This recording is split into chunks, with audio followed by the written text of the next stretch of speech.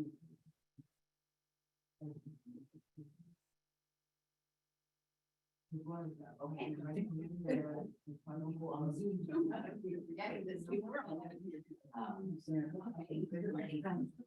Good afternoon.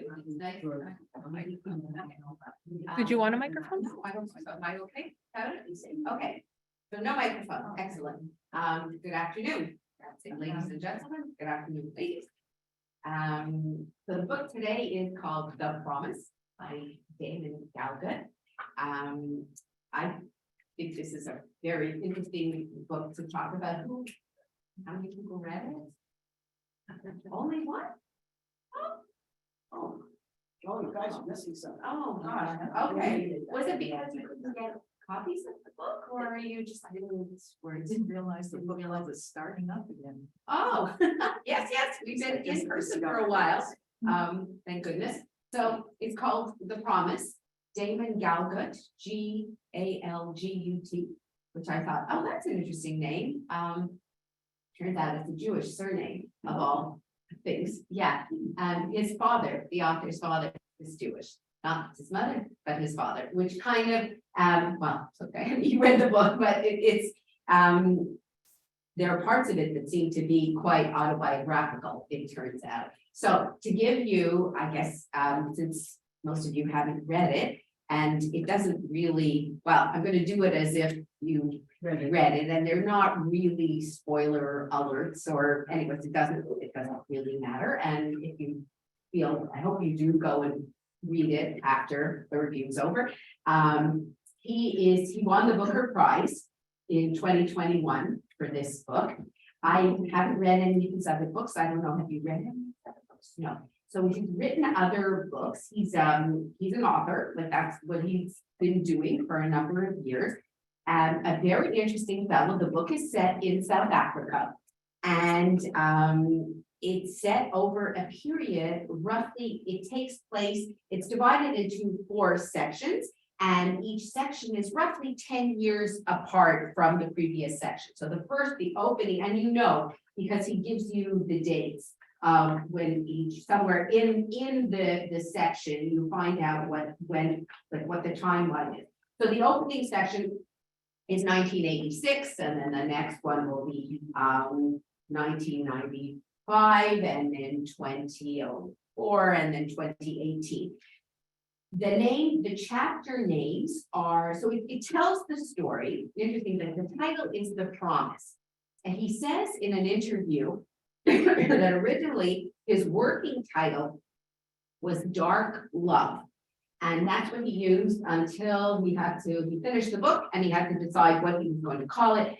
And then he switched and he called it The Promise. Actually, it was funny because somebody said to me, The Promise, by which author, The Promise? Because I said, no, it's not Chaim Potak's book, The Promise, which was one of, I'm sure there are other books called The Promise, but probably the one that, at least that I knew best until now, was the book by Chaim Potak. No, this is not by Chaim Potak, totally different, but also with the same title. So the setting is South Africa. The story takes place in South Africa, basically on a farm. And I don't know if anyone is familiar with South African literature. Has anybody read any other South African writers?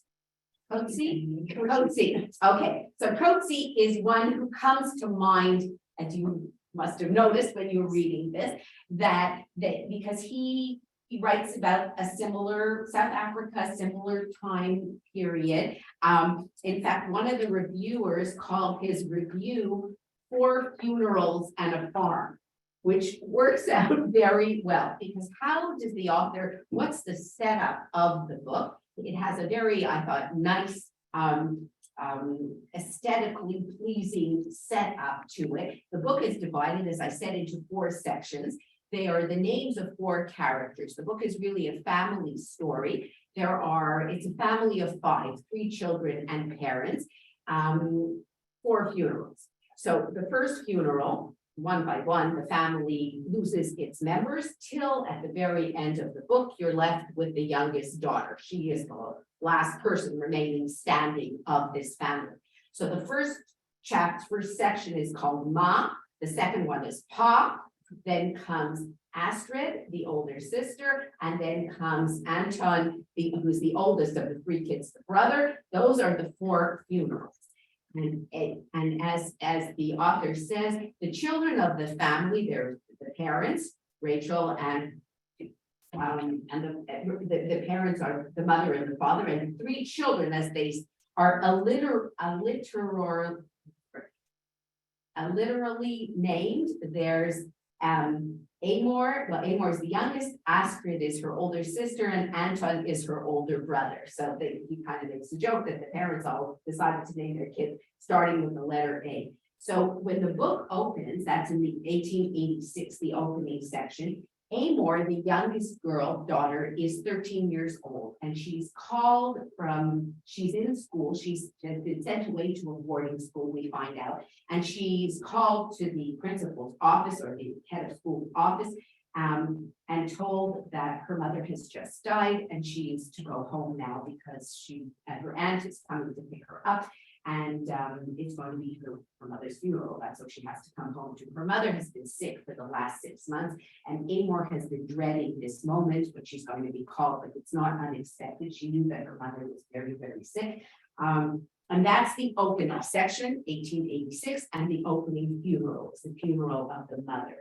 And very interestingly, the author says here that her mother is Jewish, but has married the father, who's an Afrikaans, whatever the religion of Afrikaans, like a Lutheran, I guess, Dutch Lutheran, family.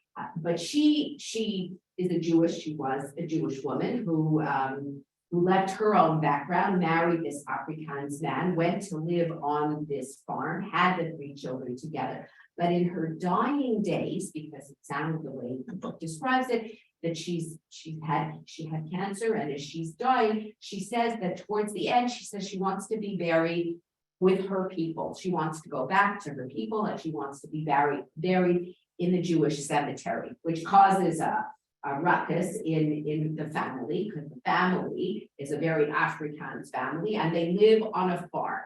So that's why the setting is, like, as I say, it's going to be 4 funerals and a farm. And apparently there's a whole subgenre of South African literature, which is set on farms. And what does that mean? I mean, to us, it doesn't, if you don't know much about South Africa, other than it's a very beautiful country and it's gorgeous to go and visit, not very safe, very dangerous to live there, but very beautiful to visit if you do it properly. But apparently the whole meaning of farms, like in South African literature, is very symbolic of the Afrikaners came and they colonized, with the Afrikaners and the British were fighting. There was the Boer War, but the Afrikaans settlers came and they farmed the land, and they became very prosperous, and they had these farms, and the farms became apparently representative of, first of all, the white colonizers very much, but this takeover of the land and the whole way South Africa was divided, that the whites were the landowners and they set themselves up these farms, which as the book goes on and as the years went on, they had to barricade themselves more and more by fences and by electric barbed wire and by all kinds of other attempts at keeping them safe as the years went on and as apartheid disintegrated and South Africa took on a whole new shape. But the farm was very symbolic of South Africa. And I didn't realize this, but that's why if you've read any of Coetzeen's books, he also has a Disgrace. That was the one we did it a number of years ago. It was also set on a farm. So you have this, I don't know if anybody else has read any other South African novels. I mean, the only ones I remember reading many, many years earlier were Dean Gordimer's. Probably that one, but I remember there was one with Afrikaners. Yeah. I forget what it was called, but I remember somebody referring to the baby, the baby. Mhm. Like, there was also, I don't know if it was Irish or I don't know, but that they it's up. took a baby. I don't know. It's a long time ago, but it was in South Africa. Was in South Africa? I remember that there was a war, I actually, the The border war? before. Yeah, there was, I mean, that was Maybe pretty it was important in South African history, the British and the Dutch and the Afrikaners, yeah. So in this, a baby being hidden somewhere or having children, like young kids were, part of the novel. I remember reading Disgrace, Coetzeen's novel years ago, and there's with the dog wandering around the farm, and it was the farm. Anyway, the book is set really like, on this farm. And I just Googled South Africa a couple of weeks ago when I was working on this. And I thought this was very interesting because I went to Encyclopedia Britannica or Britannica online now, because nothing is old-fashioned books. And they have an article on South Africa. I wanted to just look up the modern history of modern South Africa very, very briefly. But they have these little blurbs on like of the day or of the week on the Britannica website. So from last month, the headline was South African President Cyril Ramaphosa has declared a state of disaster with immediate effect to deal with the country's severe electricity crisis, which is mentioned in the book because the electricity keeps going off in the story. But this was like just a few weeks ago that this is a crisis that is plaguing right now, including prolonged daily power blackouts. So South Africa is not, and a friend of mine came back recently and for the first time ever went to South Africa, and she said, it's very, very beautiful. And it's very wonderful if you, like, they were in Cape Town. She said, our friends who were from South Africa said, you do not go to Johannesburg and you do not go away from where, we are going to show you and take you. And she said, and the electricity blackouts are plaguing the country still. So, and this is a modern, very, I would for certain class of people, very wealthy, very comfortable lifestyle, which is why the whites are still staying. One of the reasons still staying in South Africa, besides, okay, they live there, it's not so easy to move. But you think, and they can't figure out electricity. Apparently they can't figure out electricity. So I thought, oh, that's very interesting. And so just a very brief little bit of background to set the scenery. South Africa, you remember from the map, is the southernmost country on the African continent, and it's renowned for its varied topography, its great natural beauty and cultural diversity, which have made the country a favored destination for travelers since the legal ending of apartheid. And apartheid, that word is the Afrikaans word for apartness or racial separation. But apartheid ended in 1994 officially.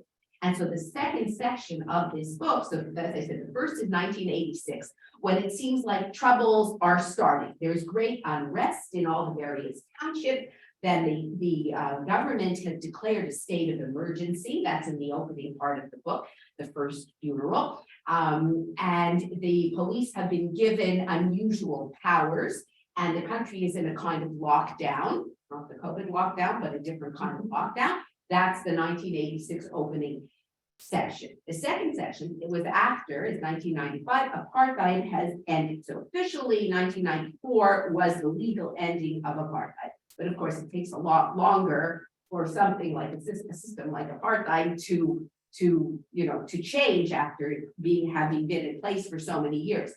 So what makes South Africa such an interesting place, besides it's very beautiful, and that is it's one of the most remote places. It lies thousands of miles distant from major African cities such as Lagos and Cairo. Like when you look at it, right? Nigeria is up there and Egypt is up there and the North African countries are up there, and South Africa is really down right at the very bottom. So it's more than 6,000 miles or 10,000 kilometers roughly away from most of Europe and North America and Eastern Asia, which are its major trading partners. And that helped reinforce the official system of apartheid for a large part of the 20th century.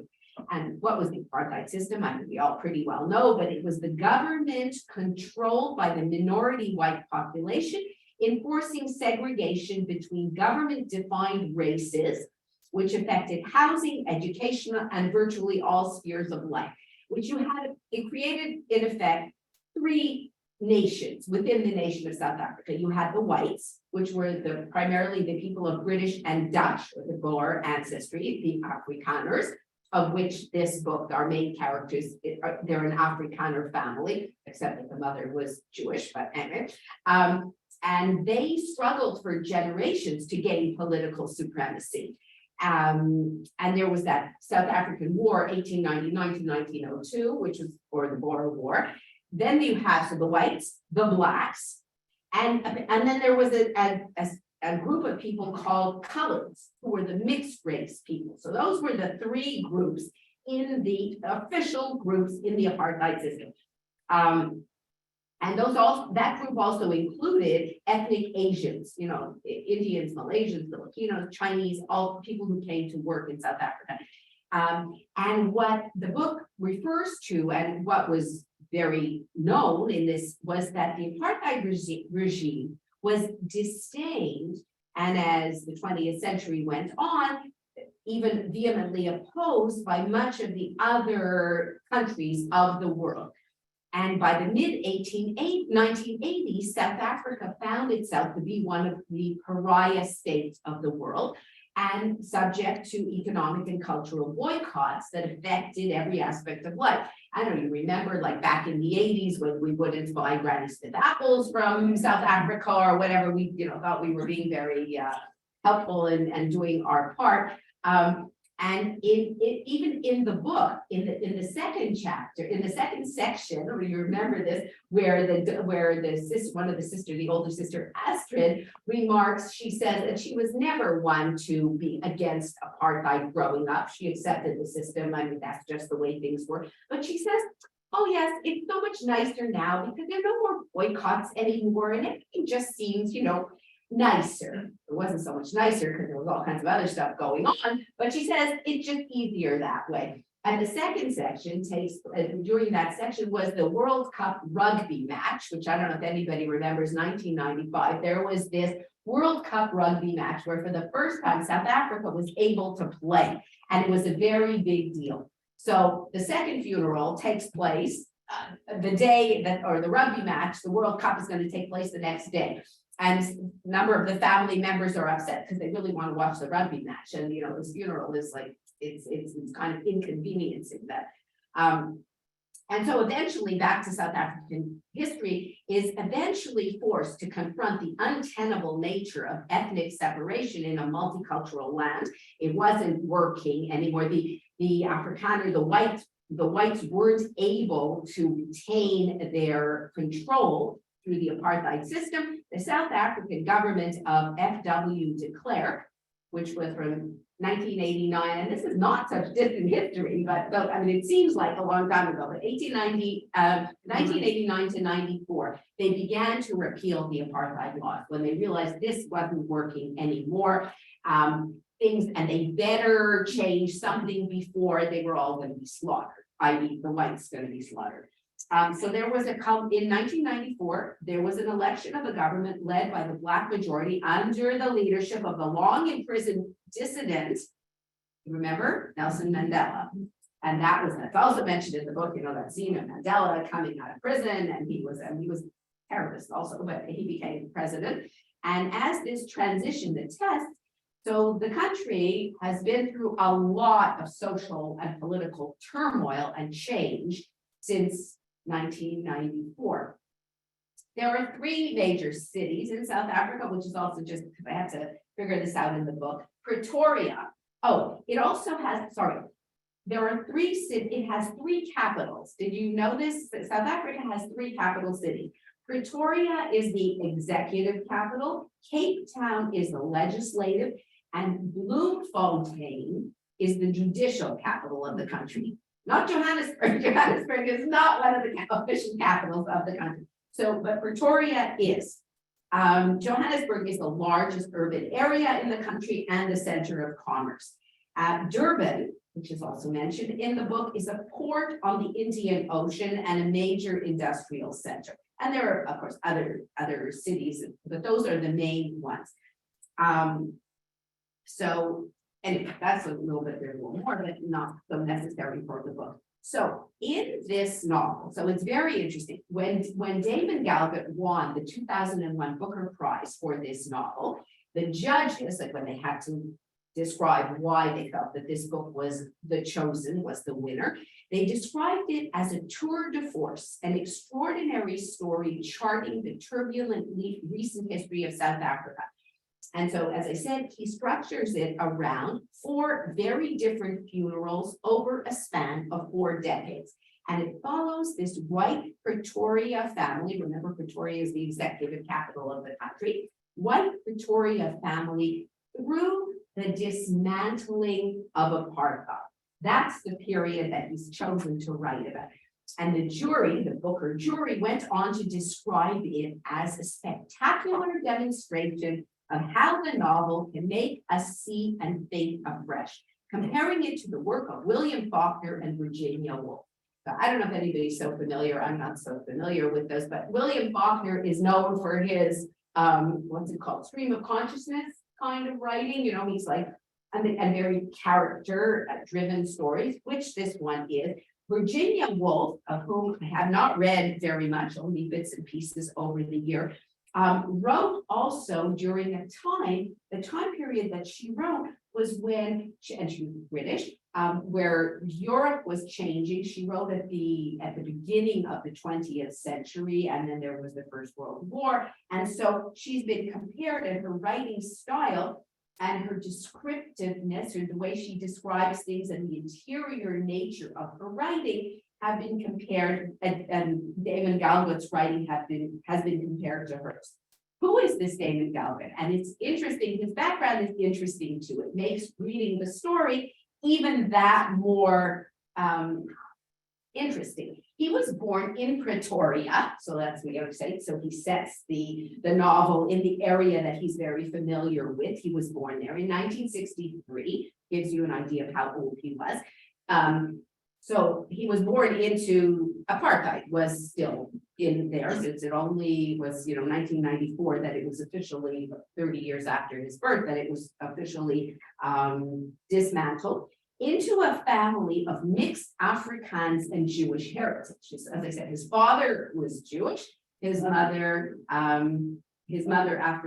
I thought he said it the other way around. You should just say his mother was Jewish. No, in the book, in the wow. book. So this is so interesting. So this is so very interesting.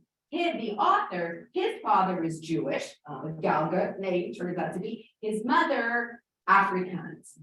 He puts the character in the story of the family, the mother is Jewish and the father is African. So he takes, again, I always find it interesting when an author sticks of his or her own life, twists it around a little bit and puts it into the story. So the author, not Afrikaans mother and Jewish father. And why am I telling you this? Just because especially Danny read the book, but like it makes the book, it gives it more meaning. He said he remembers that we were all summoned to a radio broadcast. That was around 1986. The radio being the major medium in our country at the time, where the then South African Prime Minister, Botha, announced that a state of emergency was in progress. So that's the opening section of the book. It'll be that time, the state of emergency. First funeral is state of emergency, when the mother dies. Second funeral in the book is when apartheid has just been officially undone, and that's when the father dies. And then the next in the story, but this is the author himself talking. He said, I was quite young at the time, and I really didn't have a sharp recollection or understanding of what that entailed. Sorry, so that would have been in the 1980s, so he was only around 20.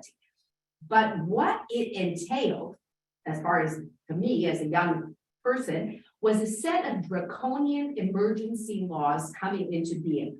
The police being given all kinds of powers they normally wouldn't have, and the country going under a kind of lockdown.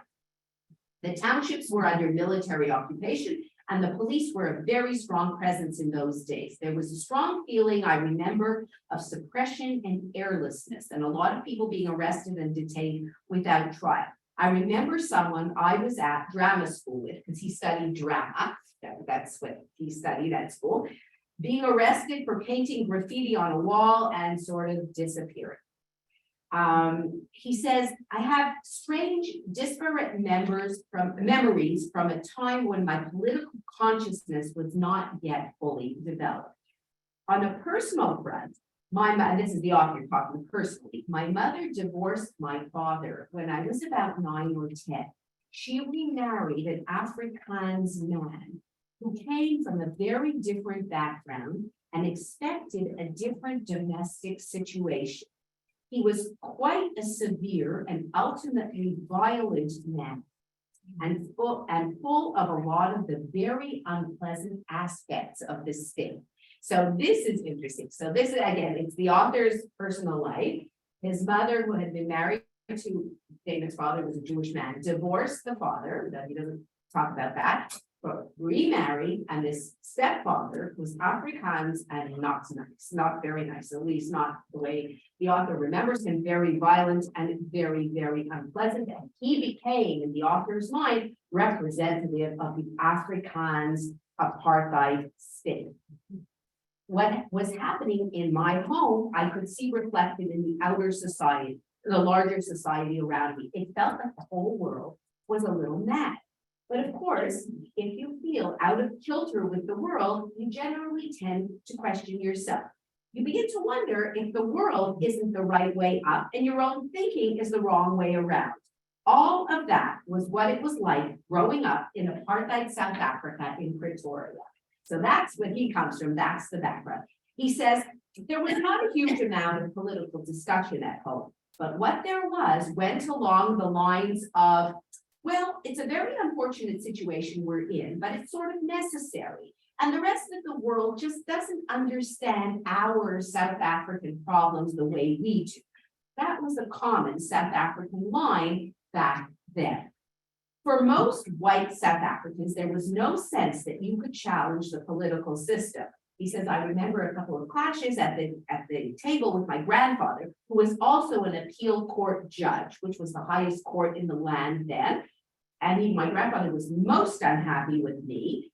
The fact that I was even wanting to have a political opinion, he thought was wrong, because he felt that young people should just live their lives and not get involved in politics, which I guess was the approach of certain kinds of people who didn't want the status quo to be challenged. For most white South Africans, there was no sense that you could challenge the political system. And I'm talking about middle class white South Africa. And of course, there was also fear, because the security police at that time had enormous power. The state had enormous power, and there were a lot of people in prison, and not all of them Black people, because there were white people who had a strong conscience and had gotten involved, and they paid quite a price. So that's his background. But one other interesting point I learned about him was that when he was 9 years old, he was diagnosed with cancer, the author of the book, as a child. And he was sick for a few years. I mean, he's now a man in his late 50s, so it's like, okay. But at the time, he said, so I spent a lot of time in hospital and at home and away from school. And I became a very solitary child. And you meet other writers along the way who were ill as children and who spent a lot of time on their own and had a lot of time to think and to reflect. Okay, also given the character of the child. So he said, and I always felt a bit of an outsider and a bit of an observer from that time on. And he has who turns out, I guess, to be the main character in the book, the youngest sister, the one who's the last one standing by the end of the book. I said there are 4 funerals, and she's the 5th and youngest member of the family.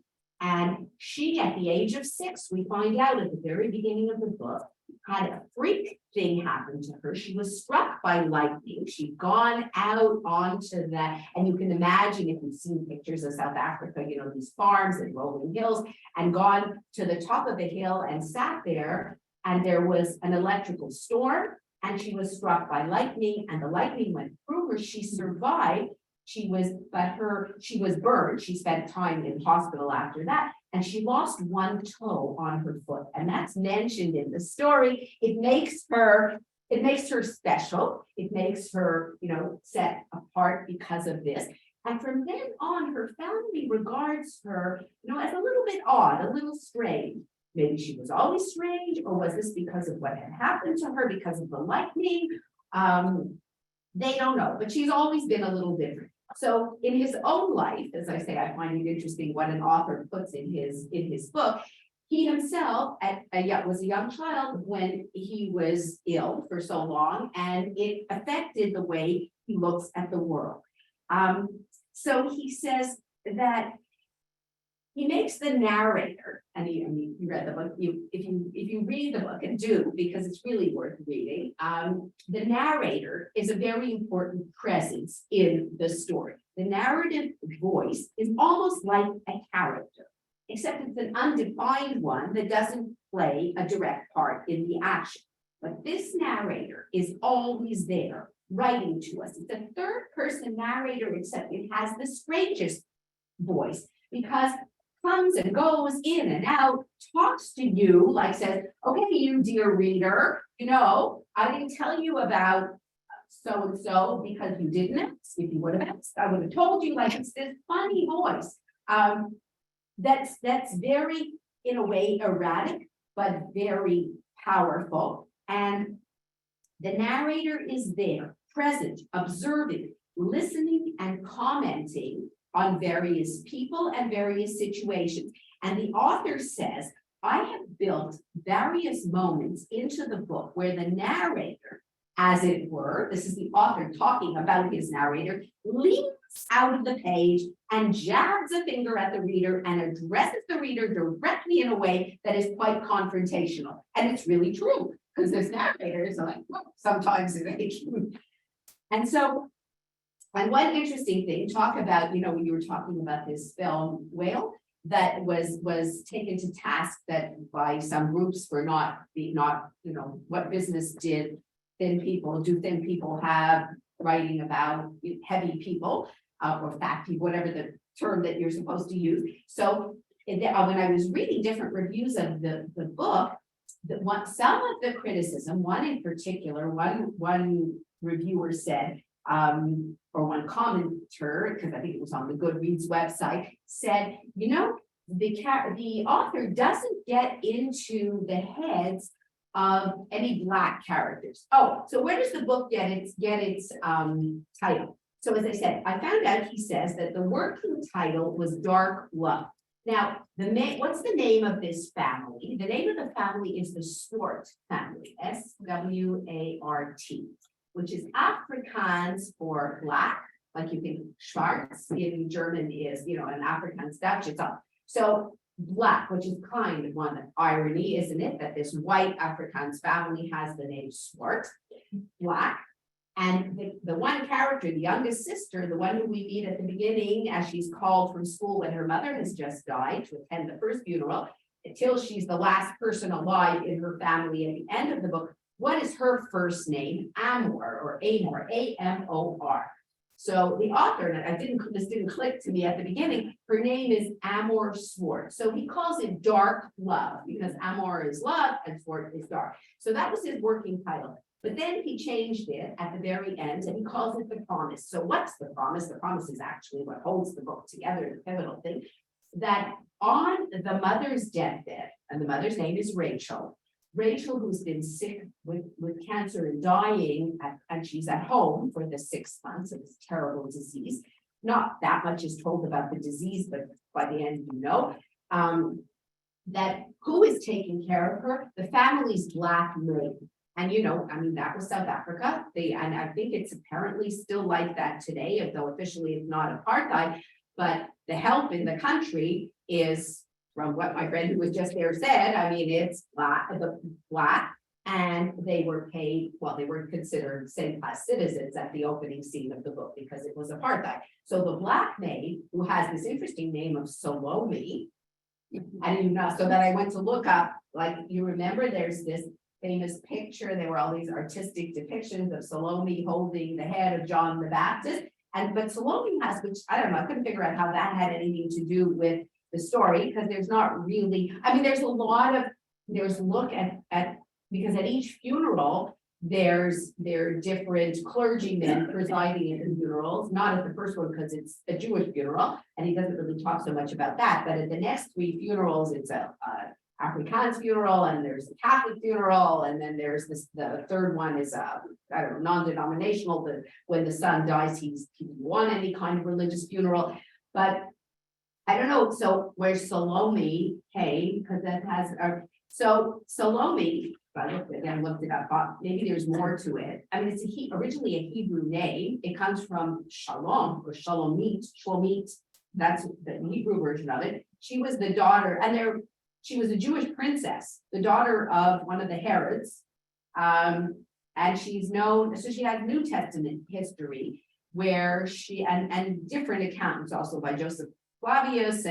And anyway, there's a story, and then she has been in the arts, like in the artistic world, there's this story of her dance before Herod with the head of John the Baptist on the silver platter. Medieval Christian artists depicted her as the personification of the lascivious woman, a temptress who lures men away from salvation. And those kinds of things, she's depicted as a dangerous female seductress, which doesn't really work in this book because she's the black maid. At the beginning, she has no rights, legal rights whatsoever. She works for the family. She's been working for the family for generations. She's very close to the mother who has died, Rachel and Salome, which I guess the two outsiders. Rachel is the Jewish woman who marries into this family and at the end goes back to her own people.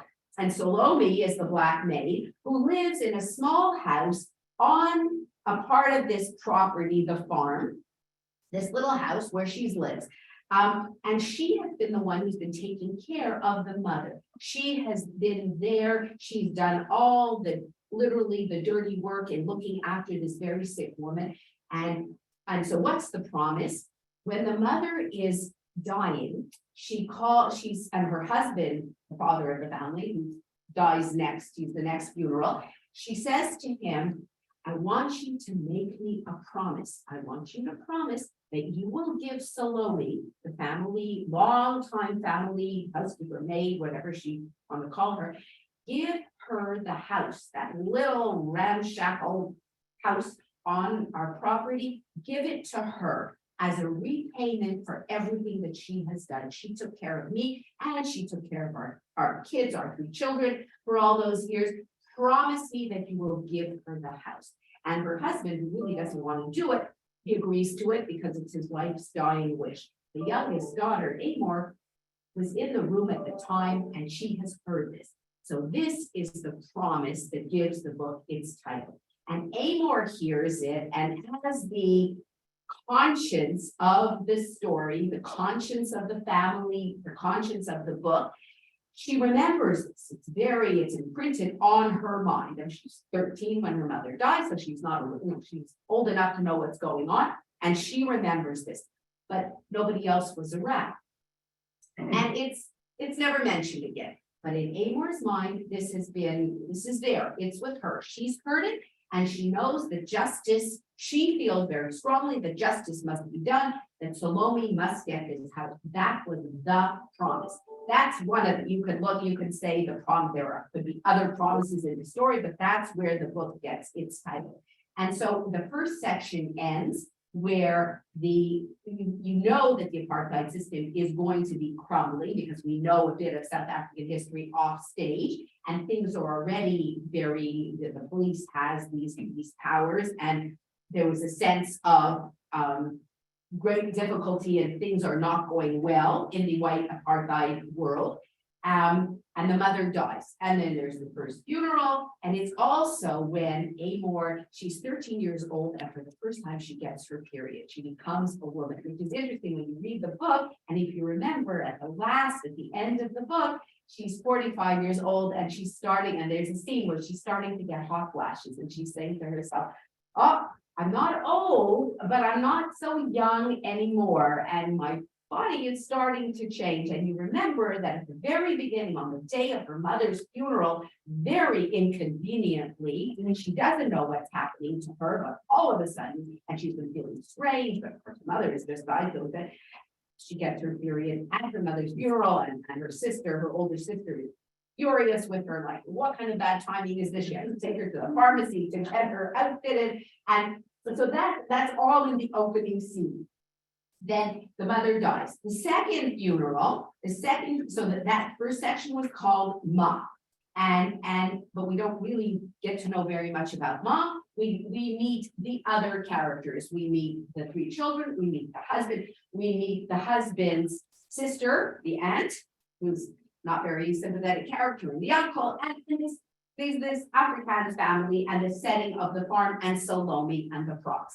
The next section is called Pa, and it's his funeral, to whom meanwhile, Amor, our conscience, has left South Africa. She's gone off to England. She's kind of disappeared. As soon as she was old enough, she tried to get away, as does her older brother. When we meet him, he's 19 years old at the beginning of the story, and he's in the army, because if you remember, and as the author himself said in an interview, I was of the last generation of young South African men who were born in the, until 60, I don't know what, 1960, I don't know, 5 or 6, who were conscripted. They had to do it when there was compulsory military service in South Africa among the whites.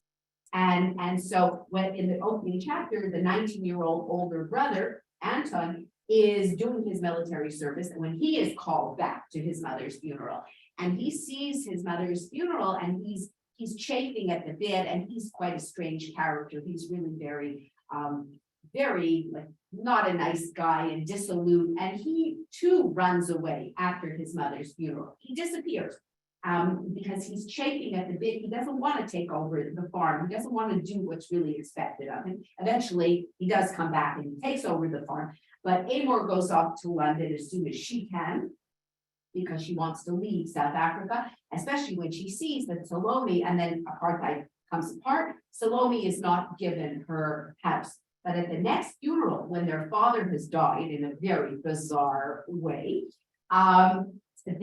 she comes back. She comes back for the funeral of her father, and she said to her siblings, her sister Astrid, the middle sister, who's described as very beautiful, and at the beginning, when the opening scene, boy crazy, and eventually she gets married, she gets pregnant, and then she marries the guy with whom she gets pregnant, not happily, and then has affairs. She's going to be the next funeral. So it's a very, I know it sounds, well, it's not such a, okay, not a cheerful story, but it's very powerful, and I thought very well done, and definitely very worth reading. So in the second section, when Amor comes back, and she comes back for each of the subsequent funerals, right? Mother, father, older sister, and brother. She comes back at her father's funeral, and she says to her siblings, so did Salome get the house? Because apartheid is now, it's 1995. It's the rugby match, so apartheid is no longer. South Africa can play, that's what counts. The rugby team can play now, very important, more important than their father's funeral almost. And Amor, the conscience, comes and says, was the promise kept? And they say to her, nah, but that's ridiculous. She really can't. Anyways, when our father promised to our mother to do it, Salome couldn't have owned the house anyways. It was apartheid. Blacks weren't allowed to own property. So it's not really worth anything. But Amor says, but no, it was a deathbed promise. Our father made it, I heard it. And they say to her, maybe you didn't really hear it. Are you sure you really heard it? And she's dismissed again. And she goes away. And then another 10 years passes. And the sister, the Amor's older sister, is carjacked, kidnapped, and brutally, senselessly murdered, because she happens this Astrid, who has divorced her first husband, who she never really loved so much anyway, the father of her twins, and married this wealthy man. And what's his business? Security systems, which is very big in South Africa because, and it still is today, security systems very important. That's how the whites live in their nice areas in South Africa. You're surrounded by, you live in gated communities, and you live in houses with walls and security around you. So Astrid, the beautiful middle sister, has divorced her first husband, is married to the second husband. And the guy gets into her car. She has let her guard down. She's gone shopping one day at the shopping mall. As she's coming out of the shopping mall, she's forgotten to click the locks shut on her BMW. And it's interesting, I don't know if I was watching the cars that he writes about throughout the book. At the beginning, they're driving, like when the aunt comes to pick up 13-year-old Amor, she's driving a Toyota Cressida, which was, I think, the big Toyota at the time. And Astrid in the first chapter is only driving a Honda, but then when we meet her in the chapter where she's kidnapped, she's driving a big silver BMW because she's moved up very happily. She's wealthy finally, and she's driving this fancy car, and the guy gets in, points a gun at, slips into her car, which she has not locked as she's getting out of the shopping mall. Sticks a gun at her, quietly says, okay, now you'll drive over here. And she thinks to herself, oh my goodness, the once I left my guard down, and this is what's happening to me. And she's taken to a place. And why? Because this guy who gets into her car has had an order for just exactly a silver BMW. So that's the only reason. It's this randomness, if you want to say randomness, that this beautiful, white, middle-class woman is kidnapped, and then he decides to kill her. It's like, okay, I can kill her, I could not kill her, but I decide I'm gonna kill her, takes her jewelry, and gets away with it. And that's the third funeral that Amor is called back to. Now her sister, she comes back, and this is all what happens in South Africa during these different time periods. Again, she says, what happened to the promise? She asks her remaining sibling, because now it's only her brother. And he says to her, yeah, maybe I'll have to get around to it. No, I haven't done it. And meanwhile, what's happened to Amor, our conscience? She's now moved to Durban, and she's working as a nurse. She's taken up nursing, which her sister Astrid was horrified at the idea. It says to her, you're going to take care of people? Like, wait a minute, this is not. The Blacks are supposed to take care of us. You're not, you want to go be a nurse in a hospital and take care of people? And then Astrid ends up at the next funeral. Amor comes back, and she's almost like a Mother Teresa kind of figure, as if she's trying to atone for all the sins of her countrymen, of her fellow white countrymen. That's the third funeral, and more stuff happens in the story. I'm going to tell you all the details. And then finally, she's called back, and then she goes away again. And she's called back for the last funeral, and this time it's her brother. So she's really, as I say, the last one standing. This is now in 2018. And she comes back, and the farm is in really a state of disrepair. She goes to, Salome is still, and she's always had a very close, but a relationship with Salome, who she's loved, because Salome was the maid, the housekeeper, the nanny, the everything to this family. And she goes, Amor, and she goes to Salome's house, where Salome's son is there, this young Black man who was supposed to have been made something of himself, gone to school. The family was paying for his schooling, but he gets himself arrested and is along these lines of the story, and he's now not made anything of himself. He's living in this little shabby house with his mother, who still goes every day, trudges up the hill to the white family's house and takes care of it, even though it's falling apart and there's nobody really to take care of anymore. But when Amor comes back for the last funeral, she does what she has to do, because she goes to Salome and she tries to find a final atonement, give her money and give her the deed to the house, because now Salome can own it.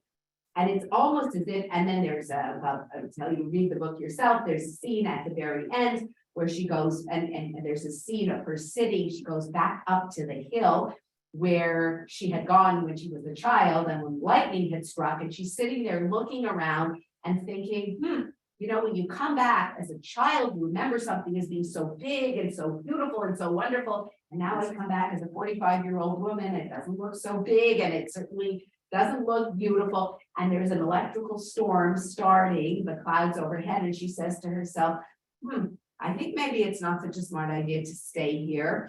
I think I should go, although will lightning strike twice? I don't know. And she looks down again at her foot, and the foot with the missing toe, you know, she's the scarred one of the family who's become, as I said, the conscience. And eventually she goes, and she there's no fifth funeral, like she's alive at the end of the story.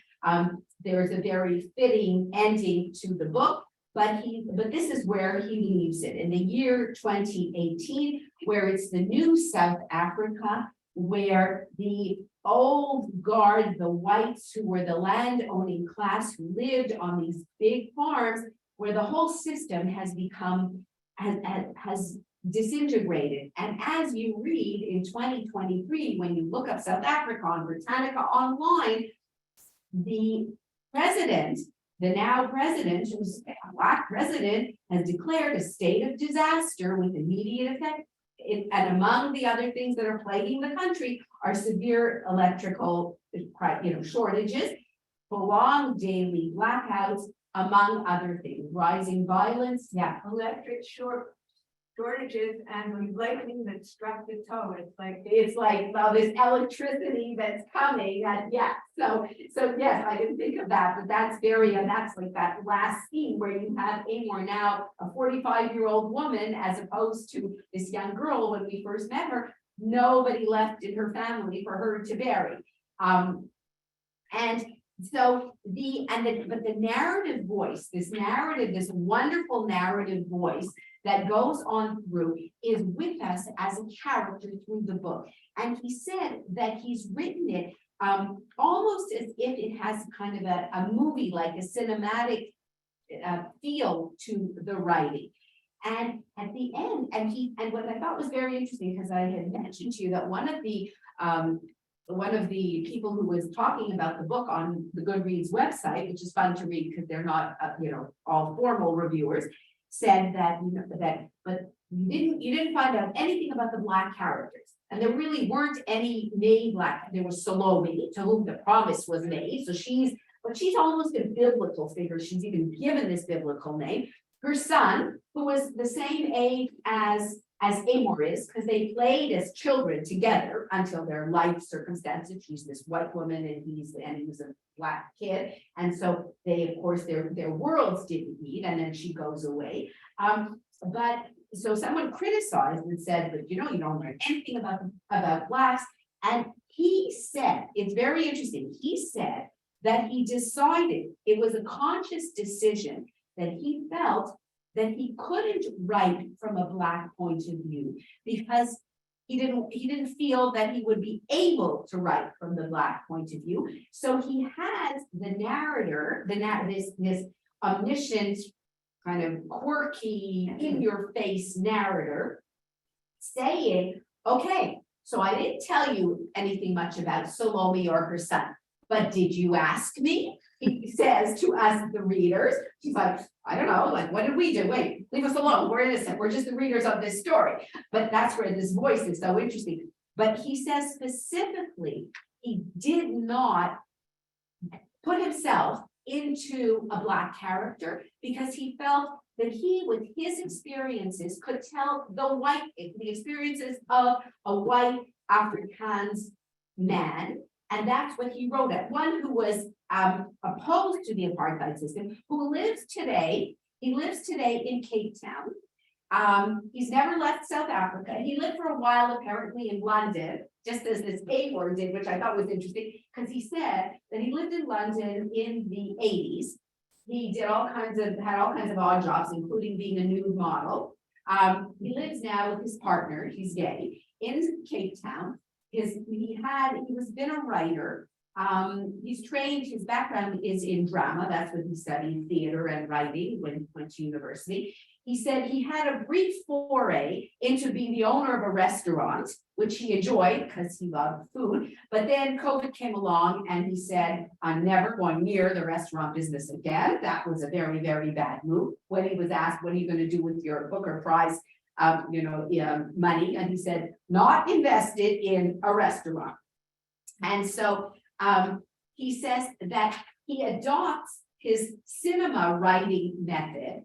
The voice of the book moves forward. He told the judges at the Booker ceremony, the voice of the book moves forward continuously without a break in the same way a film runs on until its end.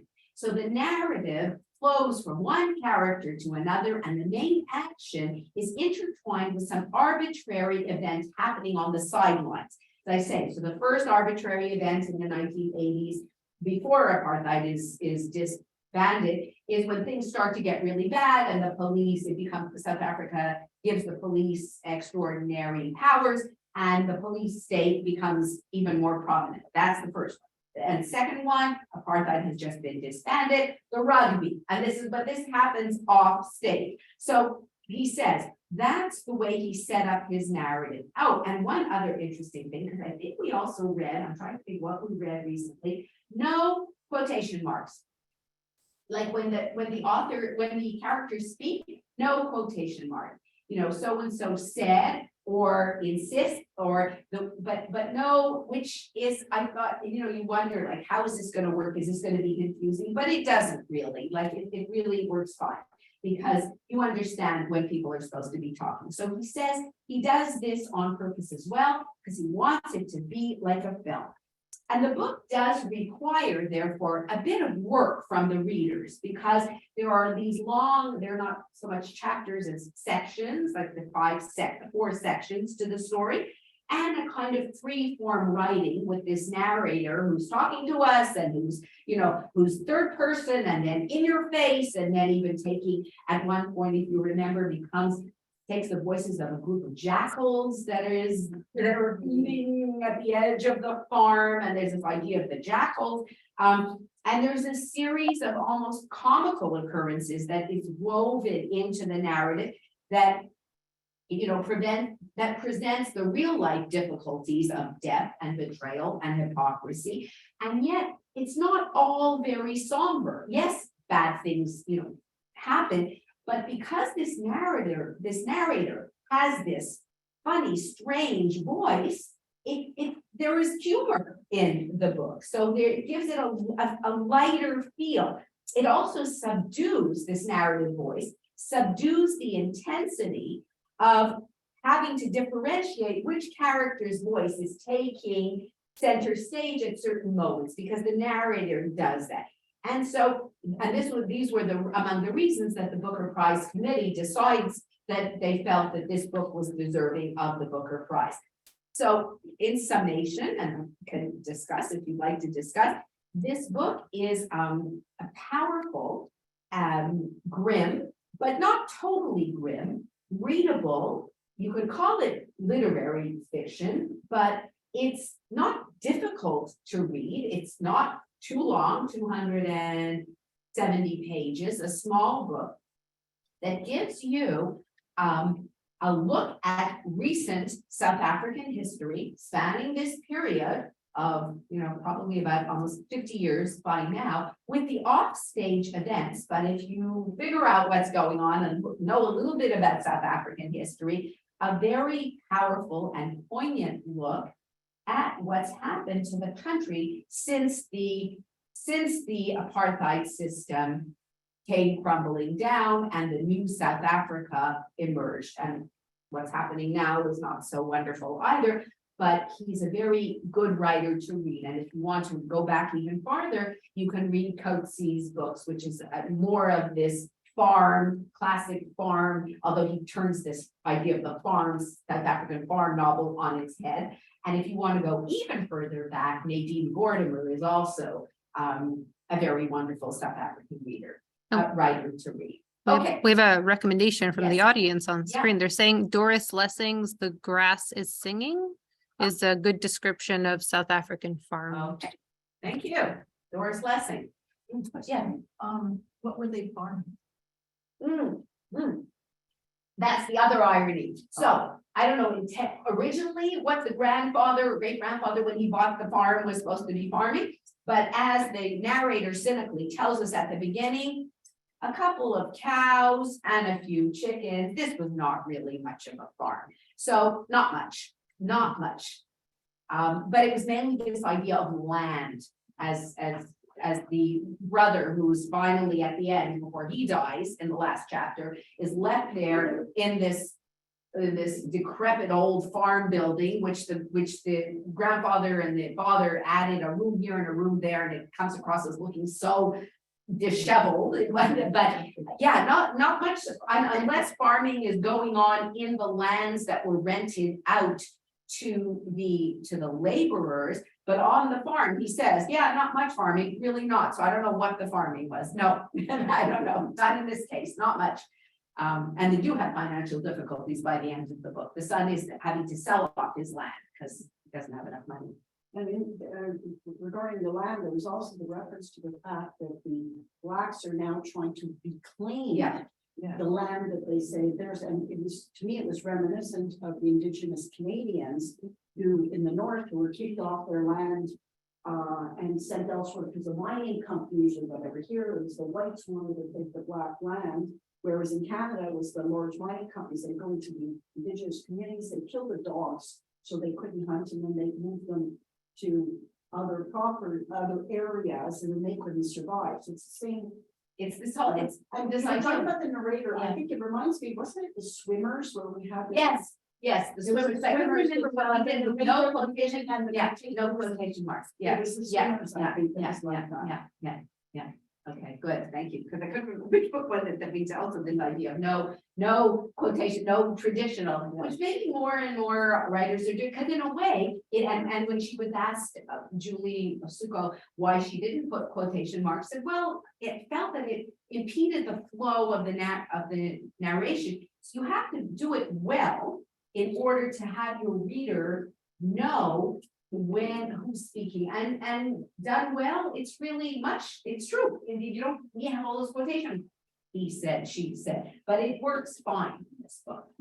You wanted to ask something before, I think? No. I remember. Oh, it was way back when, I just thought of something, when you were mentioning that he didn't give the black point of view. Nobody asked me, probably when apartheid happened, the world was interested in the white point of view. Was the world asking for the black point of view? And this was even before that. It was just like they weren't considered like people worth having opinions. Why would you ask? But he felt, so it was just interesting because he obviously, the author's politics were very much against apartheid, even though he said, I grew up in a traditionally conservative Afrikaner family in Pretoria. Like that was the author's background. But he said, I just didn't feel that I could properly give true voice. So he decided not to. Yeah, and also, just as Salome got her house, the land of her house, the blacks got their land. Well, so that's, But they did, they did not. and it's still, but I mean, it's, So they manage it, but she manages. it's, so I wanted to, because I think it's so interesting where he says why he doesn't do that, but, anyways, it's interesting because I thought, well, that's an answer, that's a very valid answer that he gives, that he didn't feel that he was should, because if he would have written from the perspective of, black characters, then he probably would have been taken to task for not having done it properly. And what right do you have to write from that point of view?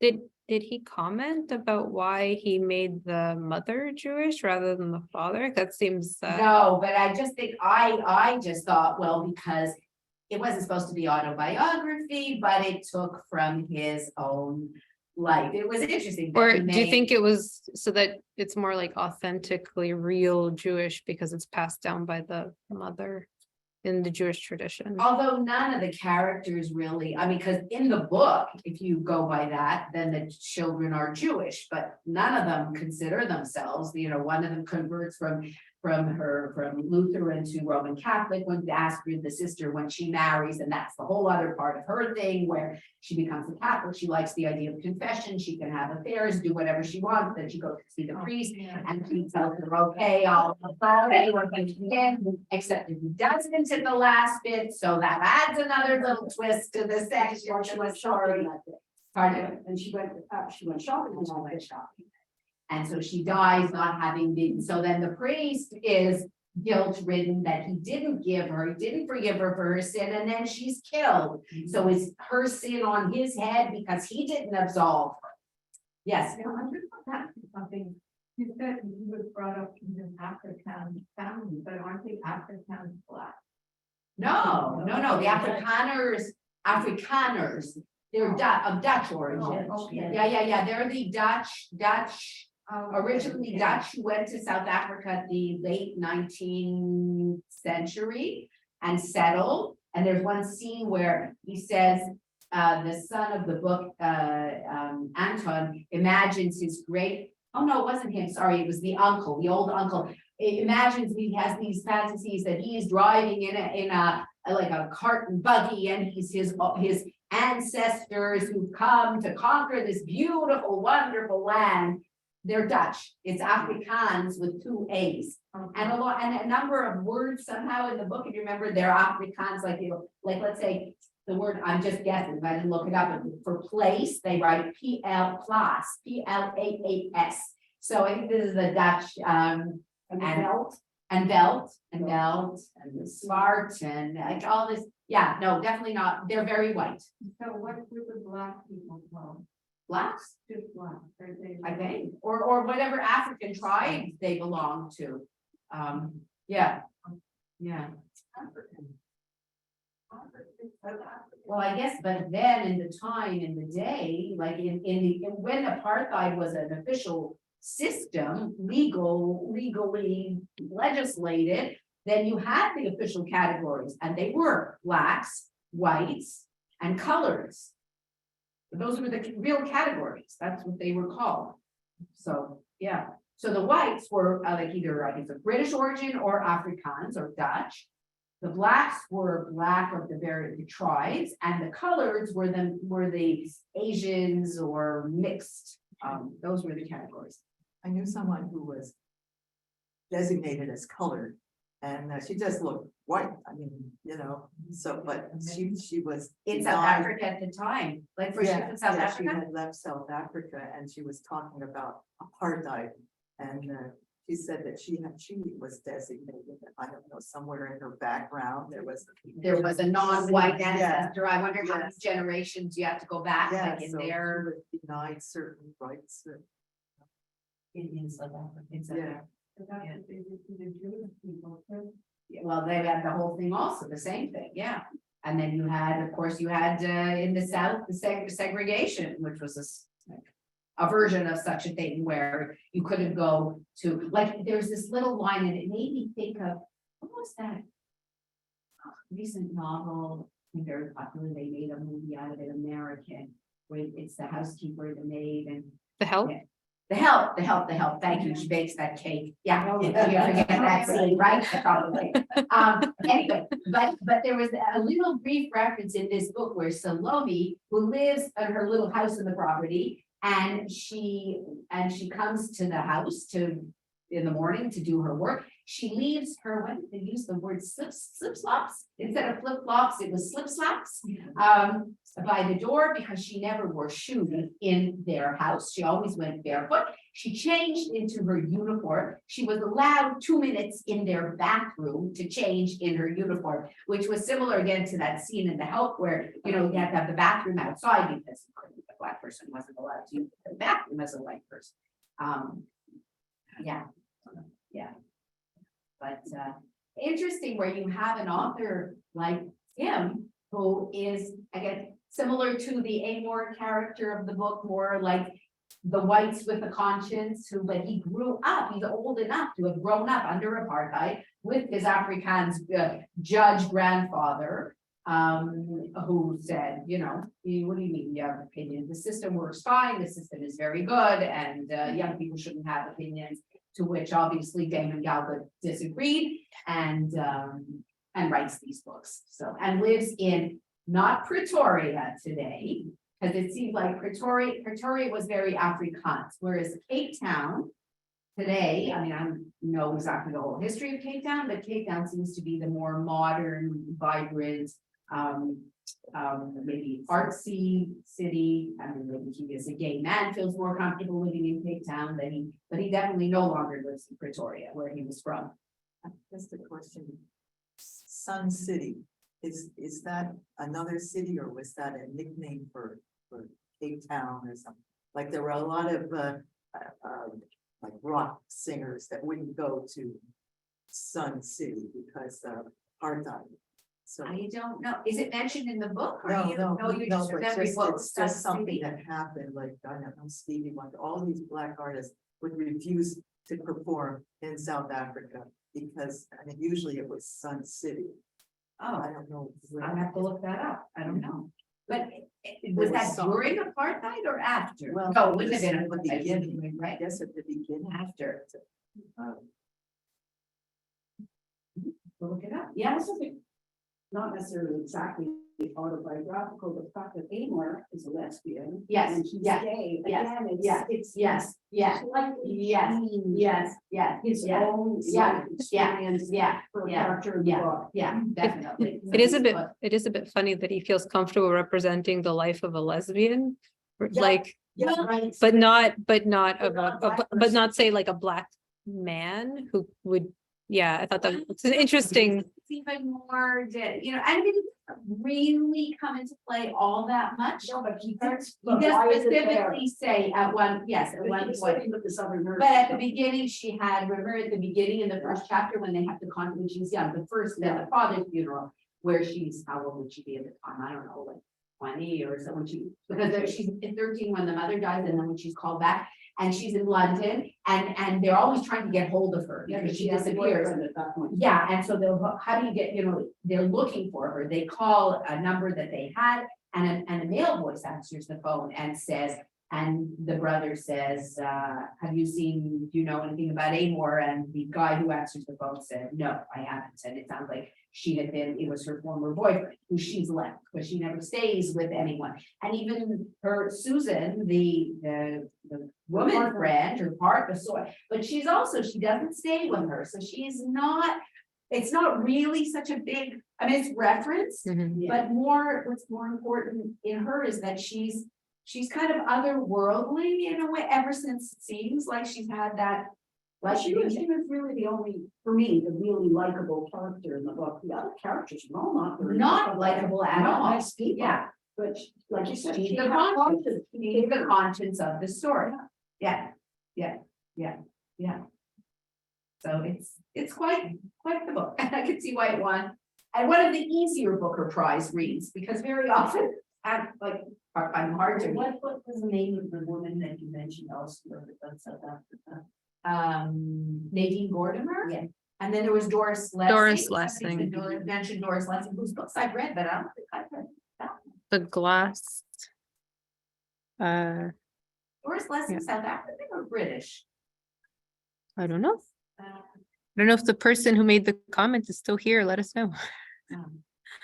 Is Nadine Gordimer definitely Jewish South African white woman writer?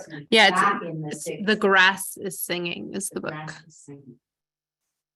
Yeah, and cote-saint-luc, I think that's his name, that's another, and also who wrote, Pride, the Beloved Country, Alan Payton. James Baldwin was American. Yeah, but Alan Payton wrote also, that was like one of the classics, Pride, the Beloved Country. So this very, very beautiful country full of natural resources, as so many countries in Africa are, but just. Yeah. Okay. So recommended reading. Thank you for showing up in person. Thank you.